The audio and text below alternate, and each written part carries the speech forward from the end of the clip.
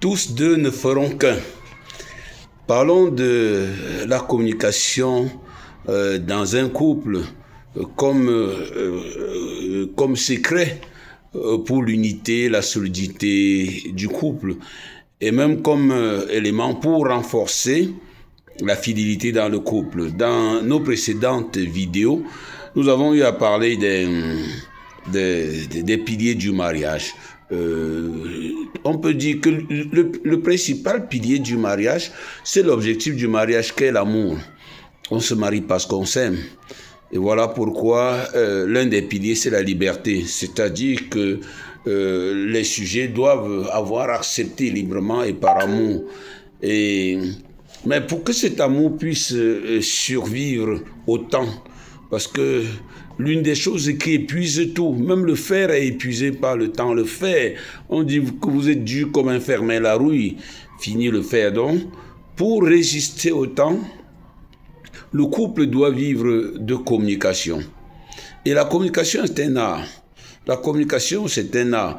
Les mêmes mots que je vous dis, un communicateur meilleur que moi vous les dit, et vous les acceptez sans vous en rendre compte. Donc, la communication, c'est un art. Le premier art le premier secret de chaque communication, c'est de pouvoir se dire quel est l'objectif global à atteindre. L'objectif global à atteindre, ce n'est jamais avoir raison. Surtout dans un couple chrétien, parce que à Dieu s'en fout de la raison. Dieu est préoccupé par l'amour. Si le ciel était rempli de gens qui ont raison, c'est que les doctorats et les professorats seraient au ciel. Mais Dieu ouvre la porte de son ciel avec la croix. Dieu a tant aimé le monde jusqu'à donner son fils qui est mort sur la croix. Donc, la chose la plus importante pour Dieu, c'est l'amour à développer, à s'aimer dans le cœur de l'autre. Et donc, qui dit amour, dit confiance, dit sérénité, dit paix. Et cela sous-entend que le jugement devrait être la dernière chose à apparaître dans votre couple. Malheureusement, beaucoup de couples succombent parce que le foyer est devenu un grand tribunal où même les silences sont des jugements. La communication se fait dans un couple par des silences, par des mots. Lorsque vous choisissez le silence, c'est parce que les mots aussi ne peuvent pas dire mieux.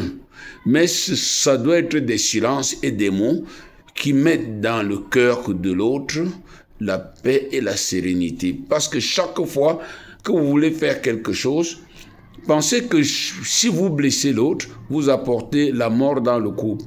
Et souvent, les gens disent on va me tuer pour la vérité, on va me tuer pour la vérité. Oui, si on vous tue pour la vérité qui est mal dite, vous allez mourir. Vous allez mourir et on s'en foutra de votre mort. Donc, l'une des clés, donc, c'est de se demander quel est l'objectif. Être sûr que ce que vous allez dire doit s'aimer l'amour. Alors, interrogez les goûts de l'autre. Devinez les goûts de l'autre et donc agissez dans ce goût. C'est ce que Pavlov fait lorsqu'il veut donner la viande au chien. Le chien va manger la viande, alors il doit exciter la salive du chien. Donc cherchez d'abord le goût de l'autre. Jouez sur ce goût. Un flatteur vaut mieux qu'un ricaneur, qu'un moqueur. Le flatteur est même divin. Après avoir deviné le goût, après avoir deviné les goûts, trouvez moyen d'atteindre ces goûts de la manière la plus délicate possible. Alors, une femme délicate, un homme délicat, c'est un trésor qui réussit à obtenir l'excitation de votre nerf sans vous brutaliser. Et c'est tout un art. Et mettez dans vos mots le plus de tendresse et d'humilité possible. Dans un couple, celui qui sait trop, celui qui a trop raison, détruit toujours le couple. Donc parfois demander humblement à l'autre qu'est-ce que tu penses et parfois accepter tout ce qu'il vous propose, même lorsque vous n'en êtes pas convaincu. C'est mieux de se tromper de chemin à deux que de voir votre partenaire vous traîner sur une route qui n'est pas la vôtre ou bien que vous n'avez pas assumé. C'est mieux de se tromper main dans la main. Après, on se retrouvera à 15 km mais on se mettra à s'embrasser, à sourire.